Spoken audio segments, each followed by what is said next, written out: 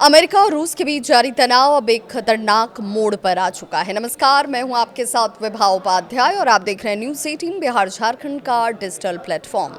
उत्तरी अंटार्कटिक महासागर में हफ्तों तक चले हाई वोल्टेज ड्रामे के बाद अमेरिका ने कुछ ऐसा किया जिसने वर्ल्ड पॉलिटिक्स में अमेरिका और रूस के जैसे झंडे गाड़ने वाले तेल टैंकर मरीनेरा को जब्त कर लिया है। अब इस सैन्य कार्रवाई ने वैश्विक राजनीति में जैसे एक उथल पुथल सी ला दी हो, एक खलबली मचा दी हो, क्योंकि ऑपरेशन के दौरान रूसी नौसेना के युद्धपोत और पनडुब्बियां भी इसी क्षेत्र में मौजूद थीं।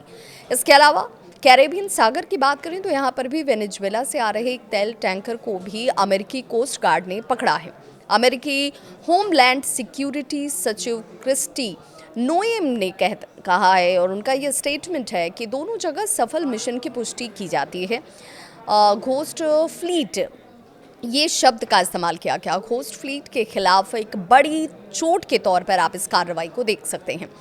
उनका ये भी कहना है कि अमेरिकी तटरक्षक बल ने 2 बेहद सटीक और समन्वित ऑपरेशन चलाए हैं, जिसमें पहला टैंकर मोटर टैंकर बेला 1 है, उत्तरी अंटार्कटिक में पकड़ा गया है, जबकि दूसरा टैंकर मोटर टैंकर सोफिया है, जो कैरेबियन सागर के अंतर्राष्ट्रीय जल क्षेत्र से पकड़ा गया।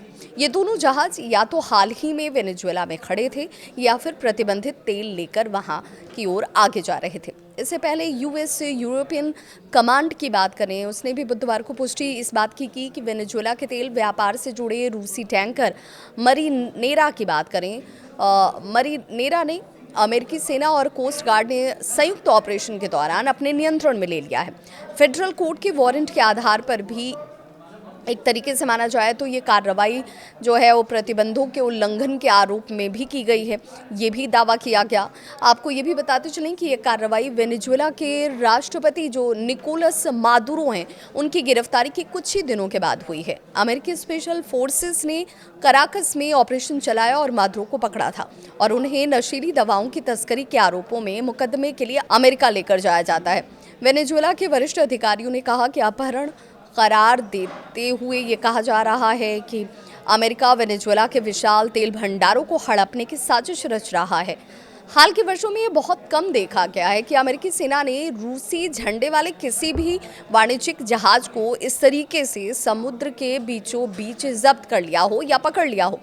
जानकारों की माने तो इस घटना के बाद रूस की ओर से कड़ी प्रतिक्रिया भी आ सकती है, जिससे यूक्रेन और वेनेजुएला के मोर्चे पर जारी तनातनी और अधिक हिंसक हो सकती है। इस लिहाज से भी इस पूरे घटनाक्रम को बहुत खास और बड़ा माना जा रहा है।